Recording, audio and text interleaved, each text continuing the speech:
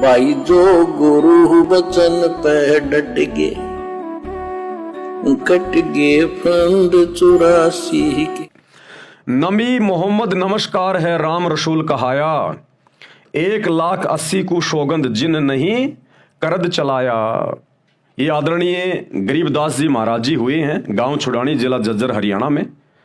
आज से लगभग 300 साल पहले इनको कबीर परमात्मा जिंदा महात्मा के रूप में मिले थे और इनका ज्ञान योग खोला था। उसके बाद इन्होंने दुनिया का सबसे बड़ा ग्रंथ और दुनिया का सबसे अनमोल ग्रंथ, 5वां वेद, सूक्ष्म वेद ग्रंथ साहिब लिखा, जिसमें 24,000 वाणियां हैं और पूरी दुनिया के सभी देशों की भाषाएं उसमें शामिल हैं।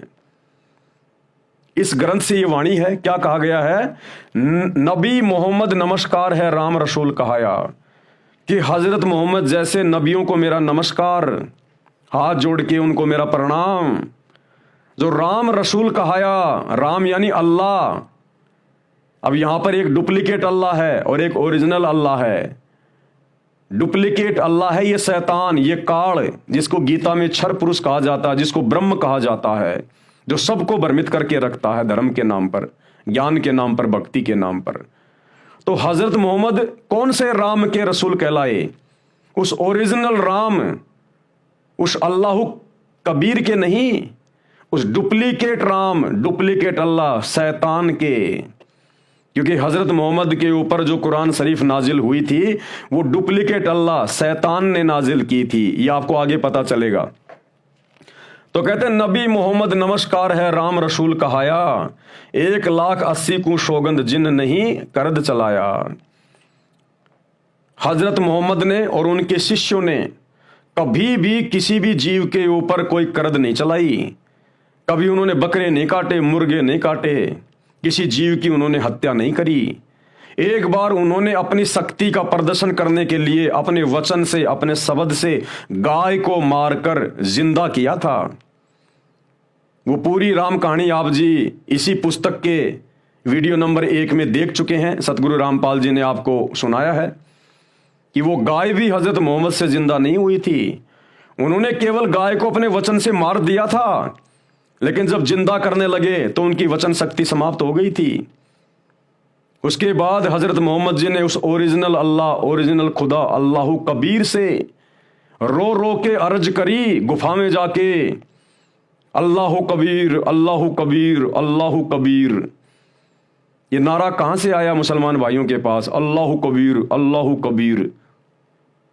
हजरत मोहम्मद जी को वो अल्लाह कबीर मिला था, ओरिजिनल खुदा, और उन्होंने हजरत मोहम्मद जी को कलमा दिया था। कौन सा कलमा? ये अल्लाह कबीर, अल्लाह कबीर। लेकिन बाद में शैतान के दबाव में आकर हजरत मोहम्मद ने इस भक्ति को छोड़ दिया था। तो उस अल्लाह कबीर ने सूक्ष्म रूप में आकर फिर उस गाय को जिंदा किया और महिमा बन गई हजरत मोहम्मद की, क्योंकि वो अल्लाह कबीर सूक्ष्म रूप में उन्होंने गाय को जिंदा किया और महिमा बन गई हजरत मोहम्मद की। गाय को जिंदा करता हुआ दिखाई दे रहा था हजरत मोहम्मद। तो कहते हैं उन्होंने कभी भी किसी जीव के ऊपर कोई करद नहीं चलाया।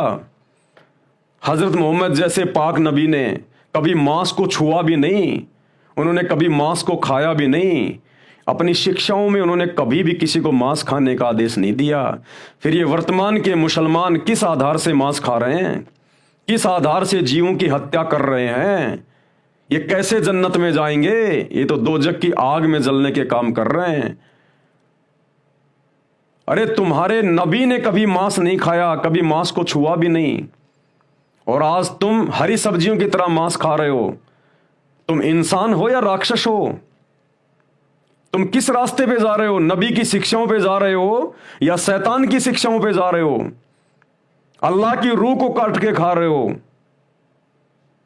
एक मांस दूसरे मांस को खा रहा है।